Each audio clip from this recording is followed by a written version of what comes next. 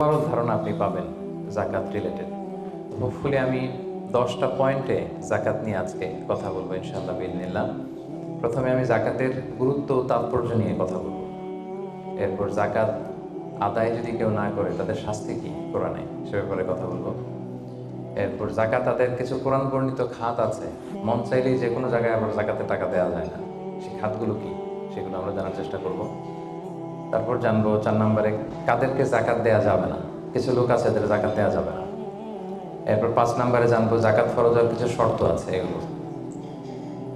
6 নম্বরে জাকাতেবল অ্যাসেট কি কি, সব অ্যাসেটে জাকাত আসে না, এগুলো আমরা জানবো।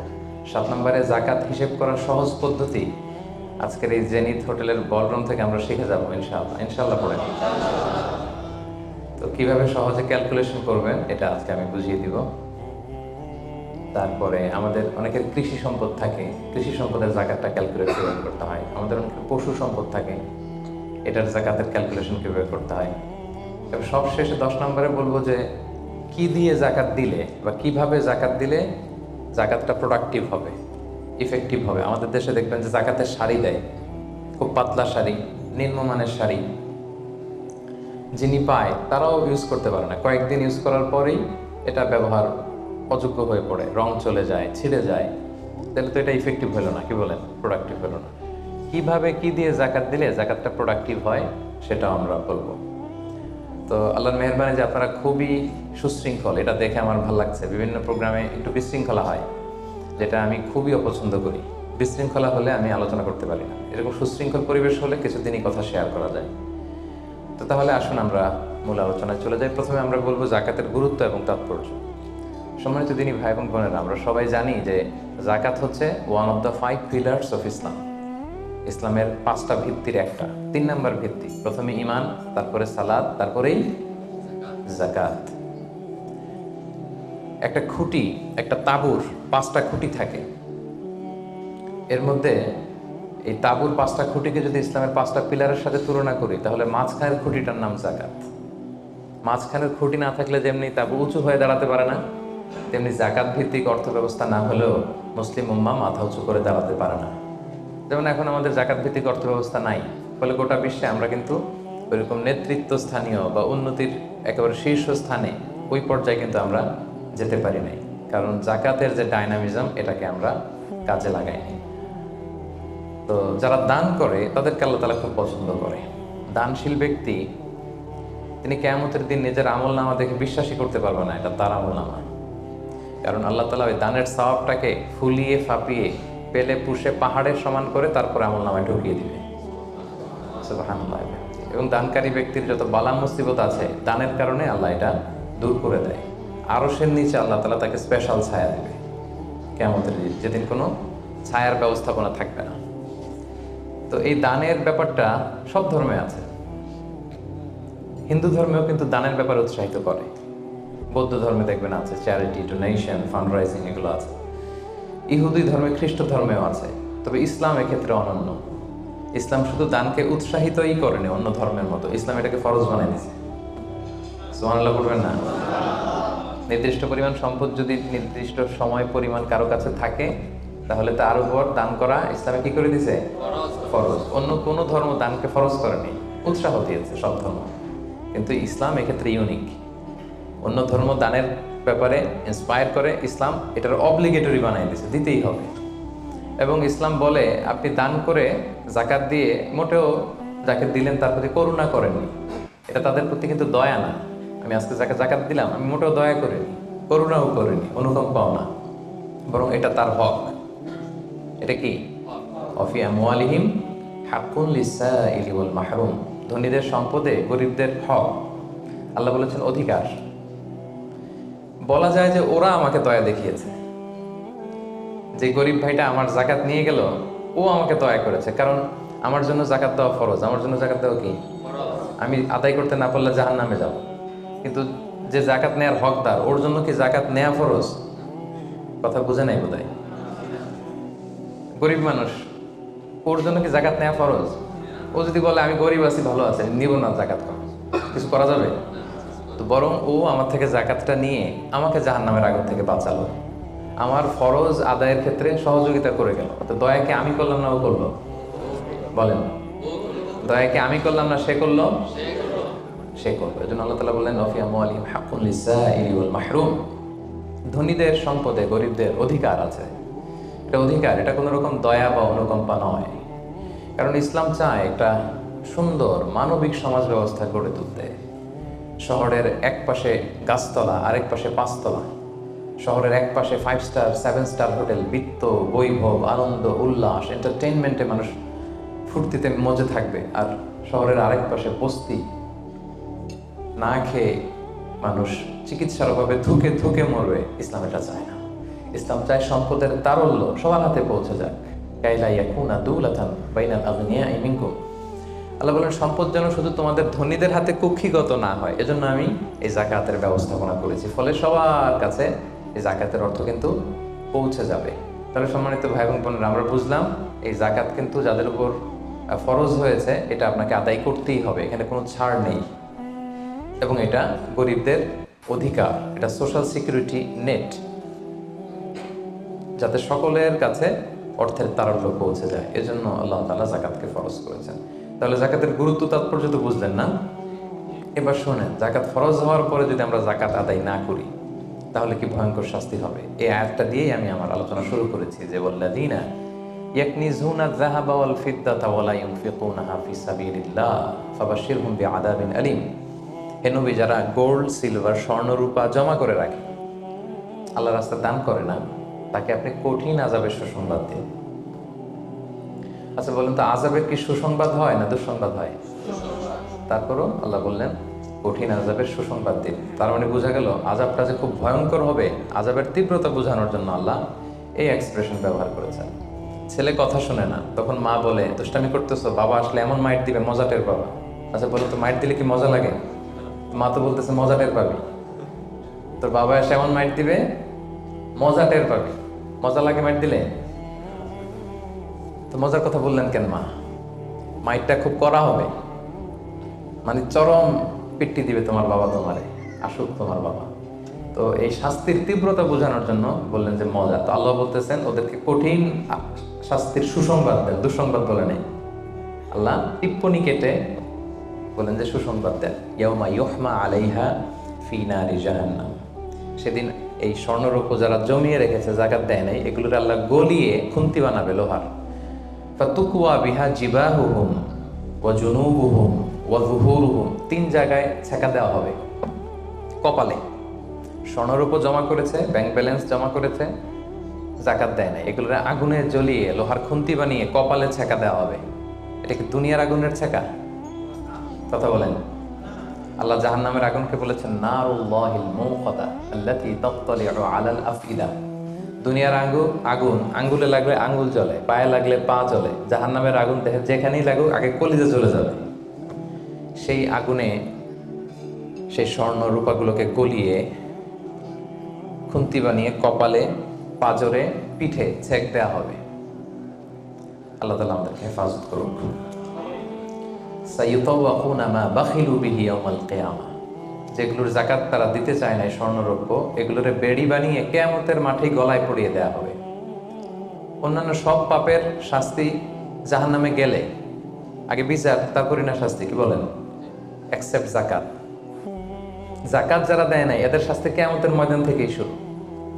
অন্যান্য সব শাস্তি জাহান্নামে ঢুকলে। আর যাকাতের শাস্তি সাইয়ুতাওয়াকুনা মা বাখিলু বিহি ইয়াউমাল কিয়ামা, কিয়ামতের মাঠেই গলায় বেড়ি পরানো হবে। বুঝে শুনে সবাই উত্তর দিবেন। আচ্ছা, যেই লোকটাকে কিয়ামতের ময়দানে লক্ষ কোটি মানুষের সামনে লোহার বেড়ি পরিয়ে টানা হলো যাকাত না দেওয়ার কারণে, ও যদি নামাজি হয়ে থাকে, ওর নামাজ কি কাজে লাগলো ওই দিন? বলেন। উনি যদি রোজা রেখে থাকে, ওই দিন ওনার রোজাটা কি কাজে লাগলো? তাহাজ্জুদ পড়তে পড়তে কপালে যদি দাগ ফেলে দেয়, ওই দাগ ওনার কি কাজে লাগলো ওই দিন? কোটি মানুষের সামনে গলায় বেরিয়ে পড়ে যদি আমাকে হ্যাচকা টান দেয় যাকাত না দেওয়ার কারণে, তো আমার নামাজ কি কাজে লাগলো বলেন তো? কথা বোঝেন নাই বোধহয়। নামাজ কি কোনো কাজে লাগলো? সো যাকাতের শাস্তি বড্ড ভয়ঙ্কর যারা যাকাত দেয়নি। হাদিসে আছে আতাহুল্লাহু মালান ওয়া লাম ইউআদ্দি যাকাত, আল্লাহ সম্পদ দিয়েছে কিন্তু তারা আল্লাহর রাস্তায় যাকাত দেয় নাই। এই সম্পদগুলোকে একটা সাপের রূপ দেওয়া হবে। সুজাআন আখরা, বুখারীর বর্ণনা। দ্য মোস্ট ভেনোমাস স্নেক, সুজাআন আকরা, টেকো সাপ। সাপের মাথায় পশম হয়, কিছু চুল, পশম। তো জাহান্নামের সেই সাপ এত বিষাক্ত, ভেনোমাস হবে, বিষের চোটে ওই সাপের মাথায় কোনো পশমও থাকবে না। ওই সাপ তাকে পেঁচিয়ে দেওয়া হবে। পেঁচাতে পেঁচাতে এই চোয়ালে এসে সাপটা শুধু ছোবল মারবে আর কি বলবে জানেন? আনা মালুক আনা কানসুক, আমি তোমার সম্পদ। আমাকে ভোগ করার জন্য ব্যাংকে রেখে দিছিল না, ফিক্সড ডিপোজিট করে, যাকাত ক্যালকুলেশন করে দেওয়া নাই। আনা মালুক আনা কানসুক বলতেই থাকবে, একটা ছোবল মারবে, আনা মালুক আনা কানসুক, am your wealth, am your bank balance, আমি তোমার সম্পদ, আমি তোমার গহনা, আমি তোমার জুয়েলারি, আমি তোমার অর্নামেন্টস, আমি তোমার গচ্ছিত সম্পদ। হিসাব করে তো দেও নাই, খাওয়ার জন্য রাখছিলা, আজকে খাও। আনা মালুক আনা কানসুক। আমরা কি কিয়ামতের ময়দানে সেই কঠিন আযাব ভোগ করতে চাই? এই কঠিন শাস্তি ভোগ করার ক্ষমতা কি আমাদের আছে? খুলিকাল ইনসানু দাঈফা, আল্লাহ মানুষকে দুর্বল করে বানিয়েছে। তো সম্মানিত সুধী, আল্লাহ তাআলা আমাদেরকে, যাদেরকে সম্পদশালী বানিয়েছেন, আমরা যেন হিসেব করে যাকাত দিয়ে দিই, একেবারে নিয়ম মাফিক। আজকে নিয়মটা শিখে যাব, নিয়ম মাফিক আমরা যাকাত দিব। এটা গরিবের হক, গরিবের হাতে বুঝিয়ে দেবো। পারা যাবে তো ইনশাআল্লাহ? ইনশাআল্লাহ। 2 নম্বর পয়েন্টও কভার করলাম। 3 নম্বর পয়েন্ট হচ্ছে যাকাত আদায়ের খাত। সব খাতে যাকাত দেওয়া যায় না। যাকাতের টাকা দিয়ে মসজিদ বানানো যায় না। আজকে বুঝে যান, জেনে যান মাসআলা। যাকাতের টাকা দিয়ে মাদ্রাসা বানানো যায় না। যাকাতের টাকা দিয়ে কালভার্ট, ব্রিজ বানানো যায় না, কারণ ব্রিজে তো ধনীরাও হাঁটবে। কি বলেন? তো ধনীরা কি যাকাতের টাকা কনজিউম করার কোনো সুযোগ আছে? নাই। তার মানে আল্লাহ তাআলা কোরআনে বর্ণিত 8টা খাত উল্লেখ করেছেন। এই 8টা খাতেই আপনাকে যাকাত দিতে হবে, এর বাইরে যাকাত দিলে হবে না। আল্লাহ তাআলা বলেন, ইন্নামাস সাদাকাতু লিল ফুকারাই ওয়াল মাসাকিনি ওয়াল আমিলিনা আলাইহা ওয়াল মুআল্লাফাতি কুলুবুহুম ওয়া ফির রিকাবি ওয়াল গারিমিনা ওয়া ফিস সাবিলিল্লাহি ওয়া ইবনিস সাবিল ফারিদাতাম মিনাল্লাহি ওয়াল্লাহু আলিমুল হাকীম। 8টা খাত। এই 8 খাতের বাইরে আপনি যাকাত দিলে আদায় হবে না। 1 নম্বর খাত হচ্ছে লিল ফুকারা, ফকিরদেরকে আপনি দিতে পারবেন। 2 নম্বর খাত হচ্ছে ওয়াল মাসাকিনি, মিসকিনদেরকে দিতে পারবেন। এখন ফকিরকে, মিসকিনকে? ফকির হচ্ছে মানলাহু শাই, যার কিছু জিনিসপত্র আছে, কিছু টাকা আছে, কিছু সম্পদ আছে, কিন্তু ওয়ালা ইয়াকফি, এটা তার হয় না।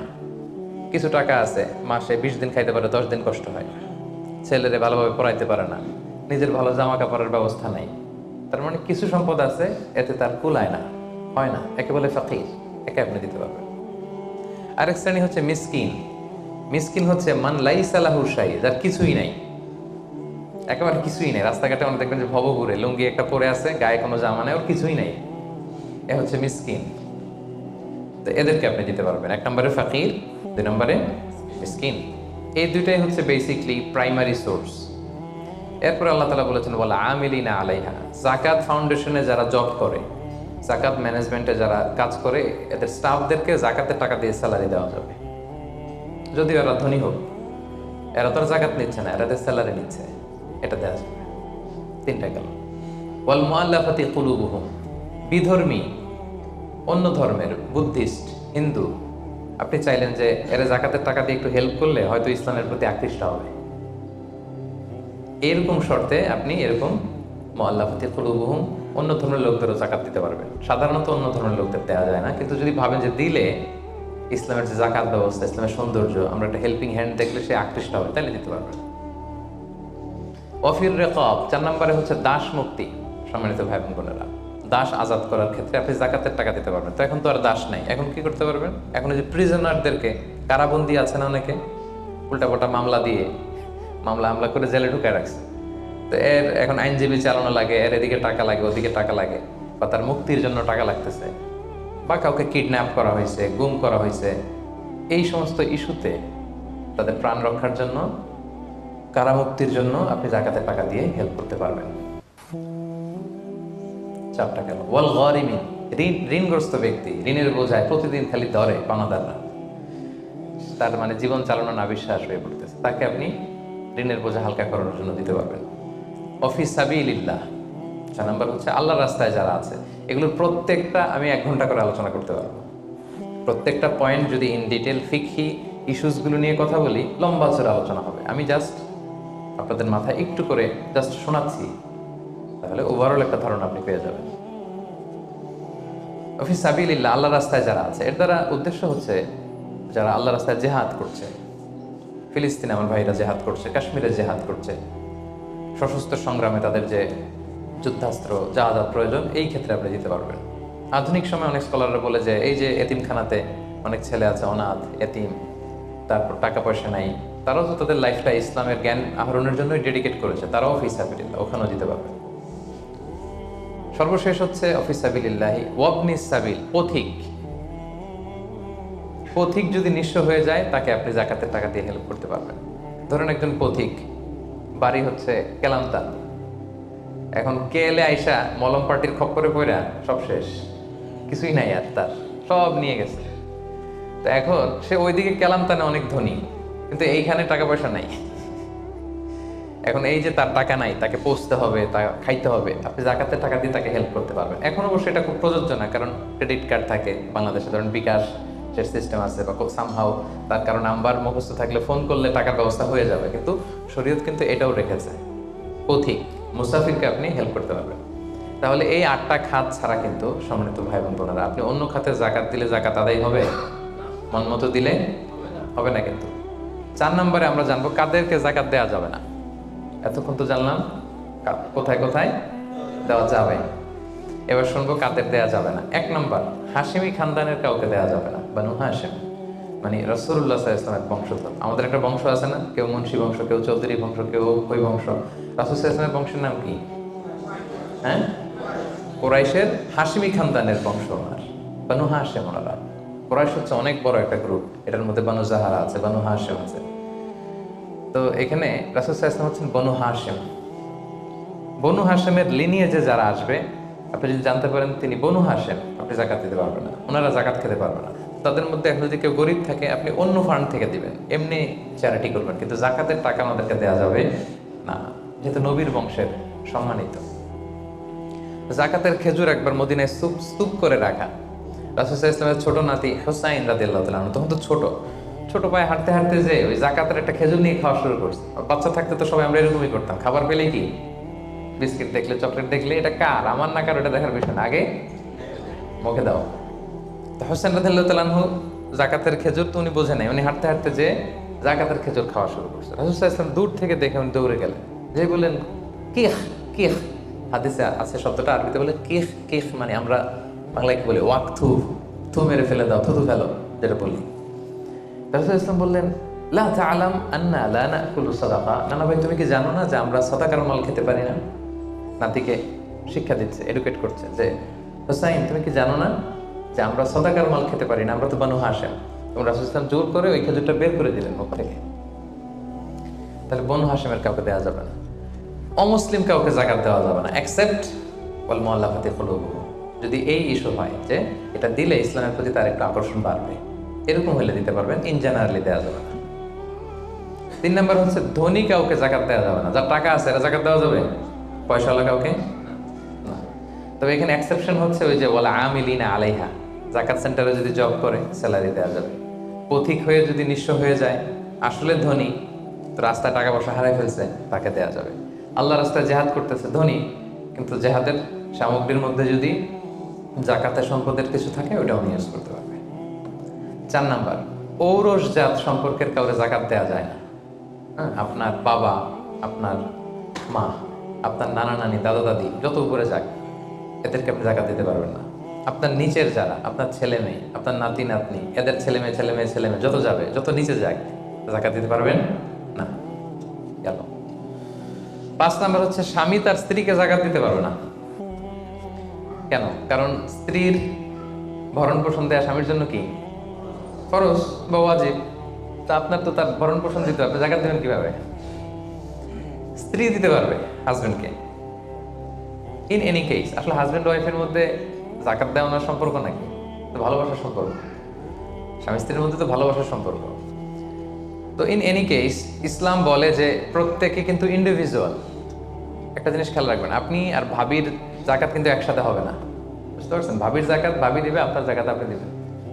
ইসলামে প্রত্যেককে আলাদা ইন্ডিভিজুয়াল হিসেবে আল্লাহর কাছে দাঁড়াইতে হবে। নামাজের হিসাব যেমনি আমার আলাদা, আমার বউয়ের আলাদা, জাকাতেরটাও আমার আলাদা, আমার স্ত্রীর আলাদা। অনুরূপভাবে যাদের ভরণ পোষণের দায়িত্ব আপনার কাঁধের উপর, তাদেরকে আপনি জাকাত দিতে পারবেন না, কারণ এটা আপনার দায়িত্ব, এজন্য পারবেন না। এবার জাকাত ফরজ হওয়ার শর্ত আছে, এই শর্তগুলো আমরা শুনব। 5টা শর্ত। প্রাইমারি শর্ত হচ্ছে নেশাব পরিমাণ সম্পদের মালিক হওয়া, আর এটা হাওলানিল হাওল, 1 বছর থাকা। এগুলো হচ্ছে প্রাইমারি শর্ত। আরও 3টা সেকেন্ডারি শর্ত হচ্ছে আল মিলকিয়া, পূর্ণ ওনারশিপ থাকা, আর জিয়াদা, এটা আপনার অতিরিক্ত টাকা এটা হওয়া, আর হচ্ছে আদামুদ্দুয়ুন, ঋণ না থাকা। এই 5টা শর্ত আমি ব্যাখ্যা করলে আপনি বুঝবেন। 1 নম্বর হচ্ছে নিসাব পরিমাণ সম্পদের মালিক হওয়া। আপনি সামান্য কিছু সম্পদের মালিক হইলে এখান থেকে জাকাত দিতে হবে, শরীয়ত কিন্তু এটা বলে নাই। সুবহানাল্লাহ। আপনি জাকাতের নিয়ম শুনলে দেখবেন যে ইসলাম কতটা ব্যালেন্সড। একটা থ্রেশহোল্ড আছে, একটা স্ট্যান্ডার্ড আছে, এই মানে গেলে দিবেন। সেটা কত? সেটা গোল্ড আর সিলভার দিয়ে রাসূল সাল্লাল্লাহু আলাইহি ওয়াসাল্লাম দিয়েছেন, কারণ তখন গোল্ড আর সিলভারের কয়েন ছিল, মুদ্রা ছিল। আগে কিন্তু সোনা আর রূপা দিয়েই মুদ্রা বানানো হতো, পরে এটা পেপার মানি শুরু হয়েছে, কাগজের টাকা। তো একটা হচ্ছে দিনার আর একটা দিরহাম। তো রাসূল সাল্লাল্লাহু আলাইহি ওয়াসাল্লাম যে থ্রেশহোল্ড বেঁধে দিয়েছেন সেটা হচ্ছে 7.5 তোলা স্বর্ণ বা 52.5 তোলা রূপা। রিপিট, এটা সবাই জানেন আশা করি, যে 7.5 তোলা স্বর্ণ আর 52.5 তোলা রূপা। আধুনিক সময়ে গ্রাম দিয়ে দোকানদাররা হিসাব করে, তো গ্রাম দিয়ে যদি আপনি বুঝেন তাহলে 85 গ্রাম স্বর্ণ অথবা 595 গ্রাম রূপা, এটা হচ্ছে থ্রেশহোল্ড নিসাব, অথবা এর সমপরিমাণ অর্থ, ক্যাশ টাকা যদি আপনার কাছে থাকে, তাহলে আপনি নিসাবের মালিক হয়েছেন। যেদিন আপনি এই নিসাবের মালিক হবেন ওই দিনটা আপনি ডায়েরিতে টুকে রাখবেন, কারণ এটা যদি 1 বছর আপনার কাছে এরকম থাকে, 1 বছর পরে যে আপনি জাকাত দিবেন, কিভাবে দিবেন আমি সামনে বলবো। তো এই নিসাব নিয়ে একটা প্রবলেম আছে। প্রবলেমটা হচ্ছে 7.5 তোলা স্বর্ণ আর 52.5 তোলা রূপার দাম কিন্তু এক না। 52.5 তোলা রূপার দাম খুব কম, আর 7.5 তোলা স্বর্ণের দাম অনেক বেশি। এটা হইল একটা কম আর একটা বেশি। ঘটনা হচ্ছে রাসূল সাল্লাল্লাহু আলাইহি ওয়াসাল্লাম যখন এই থ্রেশহোল্ডটা বেঁধে দিয়েছিলেন নিসাবটা, তখন দুইটার মান সমান ছিল। তখন 7.5 তোলা স্বর্ণ দিয়ে 52.5 তোলার মতো রূপা পাওয়া যেত, অথবা কেউ 52.5 তোলা রূপা বিক্রি করলে 7.5 তোলা স্বর্ণ পেত। কিন্তু পরে সিলভার ফল করতে শুরু করলো, ফল করতে করতে আজকে এই অবস্থা। গোল্ড আবার খুব একটা ফল করে নাই, ফলে গোল্ডের স্টেবিলিটিটা এখনো রয়ে গিয়েছে। তো এখন আপনি কোনটা ধরে দিবেন জাকাতটা? যদি আপনি রূপা ধরেন, কথার কথা, রূপা যদি এই 1 ভরির দাম 1000 টাকা হয়, তাহলে 52.5 ভরির দাম কত? 52,500 টাকা। কিন্তু স্বর্ণ যদি আপনি হিসাব করেন, 1 ভরি যদি 50,000 হয়, 7.5 ভরি কত? 3.5 লাখ প্লাস, তাহলে প্রায় 7 গুণ কম বেশি, তাই না? এটা নিয়েই হয়ে গেছে জটিলতা। তো এখন আপনি কোনটা ধরে দিবেন? অনেকে বলে না গোল্ড দিব, কারণ গোল্ড ফল করে নাই, এটার যে স্ট্যান্ডার্ড এটা এখনো বজায় আছে। এটা নিয়ে অনেক আলোচনা, আমি খুব সংক্ষেপে বলি। কেউ বলে গোল্ড দিব, কেউ বলে রূপা দিব। এখন আমি কি বলি? আমি আপনাদেরকে সাজেস্ট করবো আপনারা রূপারটা ধরবেন। রূপারটা ধরলে কি লাভ হবে জানেন? 2 দিকেই লাভ, আপনারও লাভ, যিনি নিবে আরও লাভ। রূপারটা ধরলে বেশি সংখ্যক লোক জাকাত দান করতে হবে, তাই না? আর বেশি সংখ্যক গরিব লোকও টাকা পাবে, কি বলেন? তো 2 পক্ষে লাভ হলো না। এখন প্রশ্ন করতে পারেন, হুজুর ও পাইছে ওর লাভ, আমার লাভ কি? আপনার তো সবচেয়ে বড় লাভ, আপনি সওয়াব পাবেন আখিরাতে। এটা আমাদের বেশি দরকার না? কি বলেন? যিনি গ্রহীতা উনি পেয়ে লাভ, তার লাভ হইল, আর যিনি দাতা তিনি সওয়াব পেয়ে লাভবান হইলেন, তিনি সম্মানিত জাকাত দাতা হইলেন। অল্প আসুক না, ধরেন আপনার 1000 টাকা জাকাত আসছে, তো আপনি যদি 1000 টাকা জাকাত দেন, এটা আপনার হৃদয়ে একটা প্রশান্তির কারণ হবে না যে আমি সম্মানিত জাকাত দাতা, আলহামদুলিল্লাহ, আই এম এ জাকাত পেয়ার। এবং এত বড় একটা ফরজ ইবাদতের লিস্টে যে আপনি ঢুকতে পারছেন, এটা তো কম কিসে, কি বলেন?